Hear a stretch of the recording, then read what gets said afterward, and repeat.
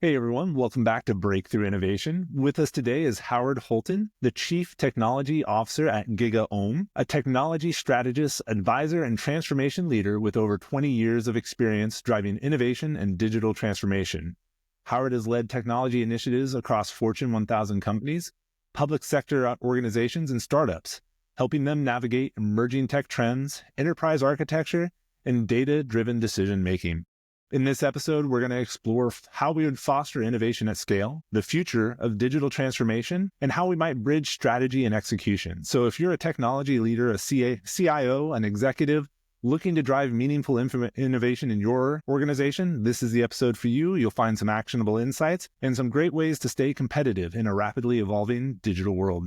Howard, thanks for being here. We're really excited to have you on the show. Yeah, thanks for having me. I'm excited to be here. Awesome. To start off, maybe can you tell us a little bit about your journey? What led you to your current role? Sure. My journey is a little bit, odd. I think we're all snowflakes in that way a bit, like when you think about it. I wrote a piece of software when I was 11 called Plead Perfect. My dad was a law professor and owned the law office in town. And I had built a little piece of software to keep track of trading cards. So my dad went, hey, you kind of know computers. Do you think you could help with this? And I designed templates and watermarking as an application for law offices. It worked so well, he closed the law office, sold it to a bunch of his law office buddies. We started doing consulting when I was still in like middle school to high school. Took over my school district's network needs in high school. So I was the only sophomore to present how to build a municipal area network to your school board, which was all kinds of fun. I never left. I never went to college. I never went to university. I stayed working ever since. I've been in government, SLED. So government is federal. I did consulting for the U.S. Army in Southeast Arizona. SLED, telecom, healthcare, manufacturing, transportation, automotive, retail, like you name it. Everything except I've never worked for a bank. I think they have too much easy access to money. It seems boring. Easy, yeah. Who wants easy access to money, right? I like a challenge. Yeah, exactly. Well, I'm jealous, man. I think the first scripts I wrote so I have a software engineering background as well. First scripts I wrote were to cheat on Legend of the Red Dragon, one of those bulletin board games, with my 14.4 baud modem. Man, I think I missed out on an opportunity there, maybe. I was a little bit of a hacker just because we didn't have a lot of money. My dad had the poorest law office I've ever seen. We lived in a double wide trailer. And when I got into bulletin boards, they were mostly in the UK, like all the good bulletin boards were in the UK. So when my dad got the first $600 phone bill and I could then walk again after that conversation, I get into a little bit of phone freaking back in the day just to drop that phone bill to zero. Yeah. No, oh, that takes me back. I know exactly what you're talking about.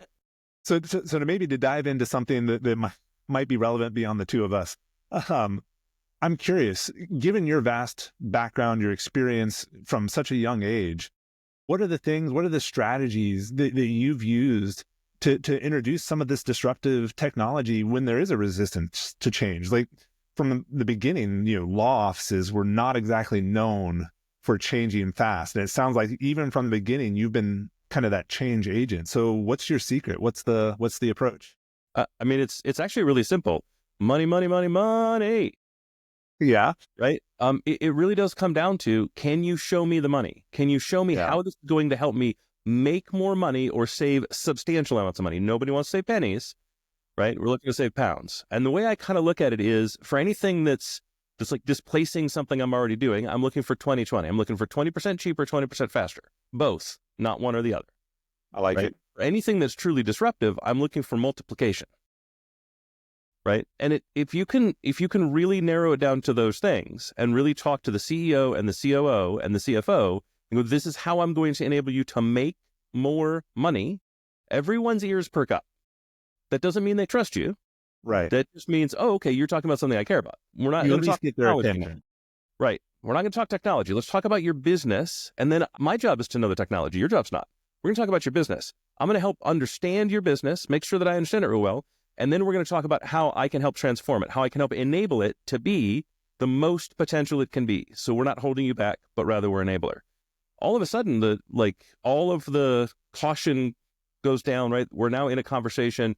This isn't about technology. It's really about business and what's core to business. And I hate to say it, but executives that can't do that, technology executives that can't do that aren't technology executives. They're just the lead technologist. Well, I like what you're saying. Like so many people, I think, approach those types of conversations feeling like they have to establish credibility with their certifications or their experience. And your approach is rather than doing that, you establish credibility by seeking to understand. And I think that's something when you talk about credibility, trust, all those things, that seeking to understand first, like that is the secret right there. And I love it. What's also the empathy, right? If all I do is go in and talk to leaders about how whiz-bang I am at technology, half of them that aren't technologists are going to go, I don't care about any of these things. None of this do I care about. I pay you to care about it. And that means I don't have to care about it. So cool, let's talk about what you care about instead. Yeah. Let's just lead with that empathy. And the beautiful part is I'm insanely curious. And so every single one of those are a conversation that I spend a lot of time learning. Right?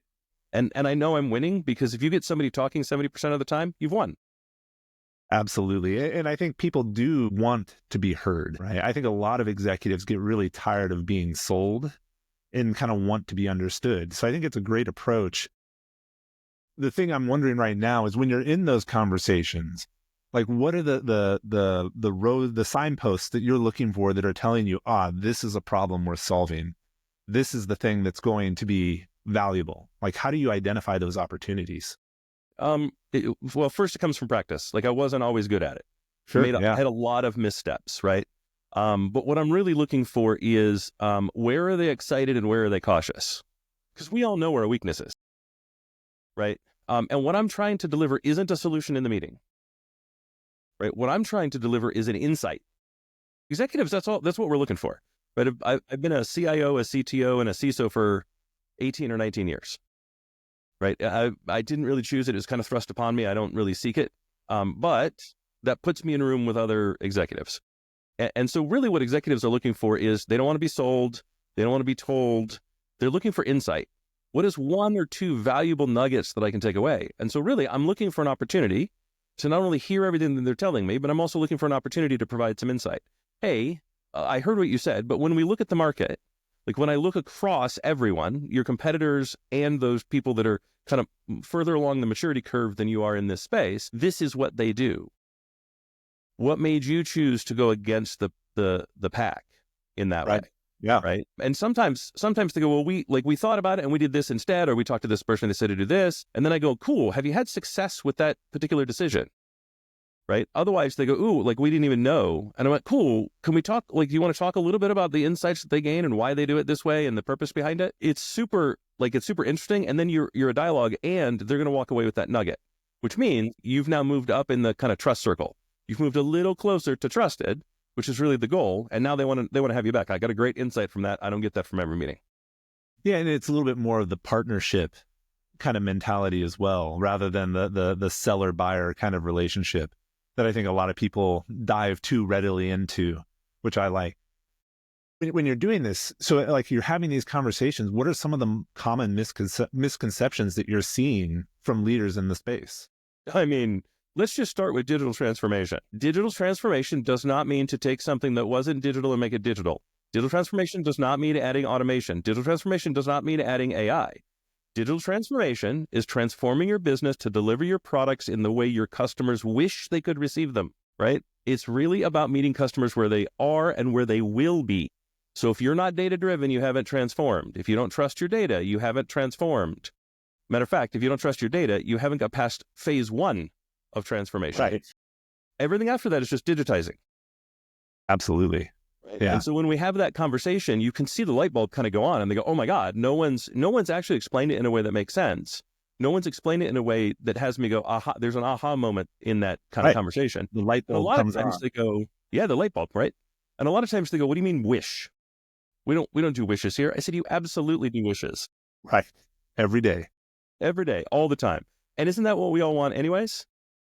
Right? But if you look at the big disruptors, right, we'll use Netflix and Uber as the two big disruptors because they're the easiest. Both of them delivered on a wish, not a want. Right. Well, what I hear you really saying there is digital transformation isn't different than any other type of transformation in that it always starts with the customer. always starts with the human and that human need that is either not being met or isn't being met in the best way in the moment. Correct. Correct. And one of my favorite things is when people go, no, I mean, we've totally transformed. We're very customer centric. And they go, cool. So who's your ICP and what have you done for customer segmentation? Like, what do those programs look like to you? And oftentimes they know their ICP, but they go, we haven't done customer segmentation. I go, cool. That's actually step 2 of digital transformation. First is trust your data. 2 is customer segmentation. So if you haven't done customer segmentation, then you actually don't know your customer. Right. Yeah. And if you don't know your customer, you can't have any meaningful engagement with them, which means you can't be evolving over time and improving over time. Well, and you certainly can't contact them, right? Customer segmentation is all about finding that place where your customers wish to buy and being able to communicate with them there in the way they want to communicate, in the way they want to buy, right? So that's key to digital transformation. That means I sell via social. That means I sell literally however my customers want to buy, right? If they don't ever want to talk to me and it's a B2B2C relationship and that's all they'll ever do, I have to know that, not assume it, and I have to support that, not just do it. The only change I'd make to what you said is I would say engage rather than sell, because it doesn't stop at the sale. That's right? true. You want to look at that lifetime value of the customer as well. Now, I totally get what you're saying. Knowing where to engage in the customer, that's a big step to get the sale. But then you have to continue working with them in that space where they are to keep benefiting from that lifetime value of the customer. For sure. What's interesting is when you look at digital transforming companies, as they grow and scale, and I don't know if you're a Cory Doctorow fan, but his enshittification of the internet is a really good, like everyone should watch that speech. Any one of them, he's given it a bunch of times. Everyone should watch that. But if you look at the digital transformation companies, they actually broke their own transformation. Because one thing that digital transformation requires is everyone that engages the customer needs to be empowered to retain the customer. Yeah. And so when you started early on, like Uber had the best customer service in the world. Netflix had the best customer service in the world. And now you look at them and you kind of wonder, like, at what point did I just become a number? Is that a problem of scale? Like, give me an example of a company that went the Netflix route that didn't lose some of that customer engagement. Well, there is a one. Yeah, there is one. There is one. Yeah. Right. Like if you look at, like, you have to look at companies like Neiman Marcus for companies that really enable customer satisfaction. Right. They got a very famous, I don't know if you know the tire story. Maybe not. And so this is decades ago at this point. Like, I'd be surprised if it was later than the 90s. But a lady actually brought tires into Neiman Marcus and said, I'm dissatisfied with these tires. They wore out too fast. You need to take them back. And they're like, lady, we don't sell tires. No, but your warranty says, your agreement says, and I'm a Neiman Marcus cardholder and I spend a lot of money, says you'll take anything back. And they literally did say they'd take anything back. So they escalated it to the CEO, and the CEO said, take the damn tires back. Give her whatever she paid. Just give her a refund for the tires. I know we don't sell them. And then they changed the policy to, we'll take anything back we sell. Right? But it really is about being customer centric. That's what customer centricity means. It doesn't mean we've thought about the customer 1 or 2 times. It means everything we do is based around what the customer actually wishes they could do when they engaged with us to begin with, and trying to meet that wish. And the wish is going to constantly change. As we get better, they're going to wish for something new. So how do we make sure we do the new thing? Absolutely. The target moves, and that's a good thing. Correct. Otherwise, we're super easy to displace, right? Right. If it never moves, it can do it if the target doesn't move. Right.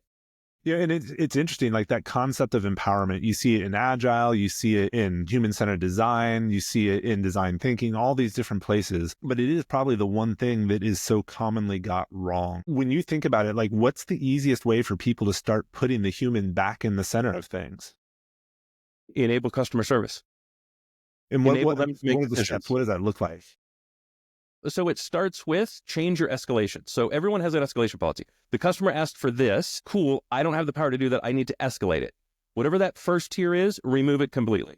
Right. So now they're enabled, whatever the first tier was, they're enabled to do it themselves. I can absolutely take care of that for you, sir. Effectively, I'm a frequent traveler. I'm on the road 200, 250 days a year. So I have top tier status at Marriott. I have top tier status at United. Those are the 2 things that I've chosen. Fine. I had a flight that got canceled. I was on the plane. We had a mechanical issue, got canceled. I had actually fallen asleep. I was in first class. I fell asleep.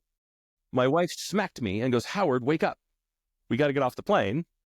They rolled up the stairs. By the time I walked down and got on the bus, I had already had a new flight booked. Right? Those people are enabled to just take care of the issue. There's an issue.